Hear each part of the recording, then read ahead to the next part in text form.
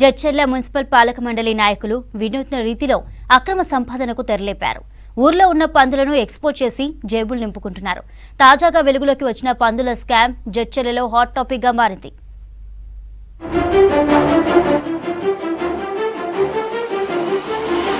మహబూబ్ నగర్ జిల్లా జడ్చర్లలో పందులు ఒక్కసారిగా మాయమయ్యాయి. మున్సిపల్ సిబ్బంది, పాలక మండలి సభ్యులు కలిసి వాటిని నివారించారు. ఇదే ఇప్పుడు హాట్ టాపిక్ గా మారింది.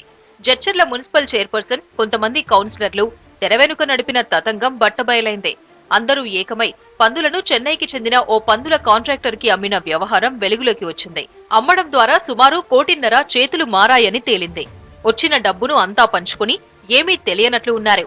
పందులను పెంచేవారు నిలదీయడంతో వ్యవహారం బట్టబయలైంది. పందులు కావాలి సార్, పందులు లేని బతుకు మాకు లేదు.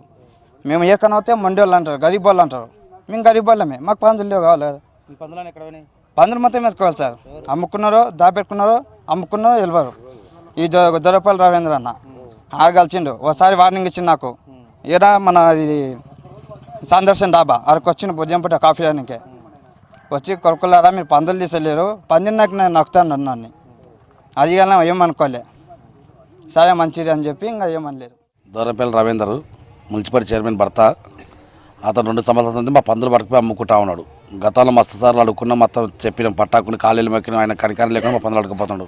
కొన్ని డబ్బులు డిమాండ్ చేసిండు. అంత డబ్బులు లేదు మా తోట అని చెప్పి ఒక 4 లక్షల రూపాయలు ఆయన కొత్త ఇక్కడికి ఇచ్చొచ్చినా కూడా నేను మాకు ఫ్యామిలీ గడపడ కేసు అయితే నేను జైలుకు పోయినా. నేను జైలుకు పోయిన 3వ రోజుకు మళ్ళీ 2 బండ్లు మళ్ళీ పిలిపించి మళ్ళీ ఎత్తిండు. నేను 4 లక్షల రూపాయలు ఇచ్చి పోగా కూడా మళ్ళీ వచ్చి 2 బండ్లు ఎత్తించిండు. ఒక 40 మంది నాకు హైదరాబాద్కి పిలిపించిండు.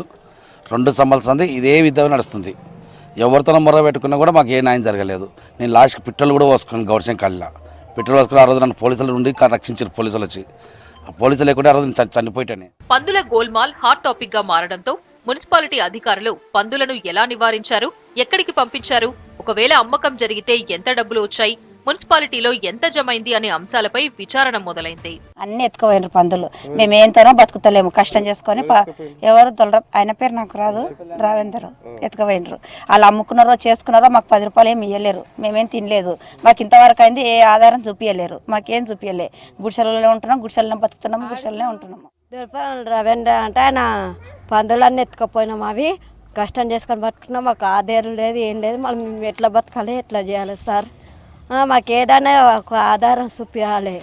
ఆయన అన్నీ అవి పందులు తీసాడు. అడ్డు పట్టకుండా బాగా పెట్రోల్ పోసుకుంటకుండా అడ్డు లేకుండా ఎత్తుకొని పోయిండు. మళ్ళీ మాకు ఆధారం ఏదైనా మాకు కావాలి, న్యాయం చేయాలి. జడ్చర్ల మున్సిపాలిటీలో పందుల బెడద అధికంగా ఉందని, పట్టణ ప్రజలు వాటిని నిర్మూలించాలని మున్సిపల్ పాలక వర్గానికి అనేక మార్లు ఫిర్యాదు చేశారు. పందులు చిన్నారులపై దాడులు చేసిన ఘటనలు కూడా జరిగాయి. స్థానిక పందుల పెంపకందారులు ప్రజాప్రతినిధులను, అధికారులను మేనేజ్ చేసినట్టు తెలుస్తోంది. కొద్ది కాలం క్రితం పందుల పెంపకందారుడైన బాలస్వామి ఓ క్రిమినల్ కేసులో ఇరుక్కొని జైలుకెళ్లాడు. పందులను తరలించేందుకు ఇదే సరైన టైం అనుకున్న నాయకులు, అధికారులు కుమ్మక్కయ్యారని బాధితులు అంటున్నారు. పందుల నిర్మూలన పేరుతో వేలాది పందులను తీరం దాటించారు. పట్టణం నుంచి తరలించేశారు. సుమారు 88 టన్నుల పందులను పట్టించి బెంగళూరు, చెన్నైకి చెందిన వ్యాపారులకు అమ్మేశారని పందుల పెంపకందారులు ఆరోపిస్తున్నారు. ఒక్క టన్నుకు 1,15,000 రూపాయల చొప్పున 1,30,00,000 రూపాయల డబ్బు వచ్చింది. అది అటు మున్సిపాలిటీ లెక్కల్లో జమ కాలేదు. ఇటు వాటిని సంరక్షిస్తూ వాటిపై ఆధారపడి బతుకుతున్న వారికి చెందలేదు. ఇలా ఎవ్వరికీ ఇవ్వకుండా నాయకులు, అధికారులు కలిసి కాజేశారని పట్టణంలో పెద్ద ఎత్తున చర్చ జరిగింది. పందులను తరలించింది వాస్తవమే కానీ వాటి వల్ల ఎలాంటి ఆదాయం రాలేదని జడ్చర్ల మున్సిపల్ చైర్పర్సన్ చెబుతున్నారు. కమిషనర్ గారికి మళ్ళీ నాకు కానీ వినతి పత్రం ఇవ్వడం జరిగింది. దానిపైన మేము కూడా మున్సిపల్ మీటింగ్ జరిగినప్పుడు మా కౌన్సిలర్లు కానీ మేము కానీ అందరం కలిసి మాట్లాడుకోవడం జరిగింది. అట్లా వాళ్ళు ఒక్కసారి కాదు, ఒక 3 టైమ్స్ 4 టైమ్స్ తిరిగి మా దగ్గరికి.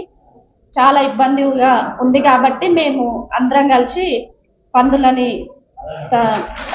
పట్టియడం జరిగింది. పందులని పిలిపించి చాలా ఇబ్బంది ఉంది కాబట్టి పంపించినాము, దాన్ని జడ్చర్ల దాటిచ్చేసినాము. పందుల వ్యవహారం జిల్లాలో హాట్ టాపిక్ గా మారింది. అక్రమ సంపాదనపై మోజు ఉన్న ప్రజాప్రతినిధులు చివరకు పందులను సైతం వదల్లేదని జనం నవ్వుకుంటున్నారు.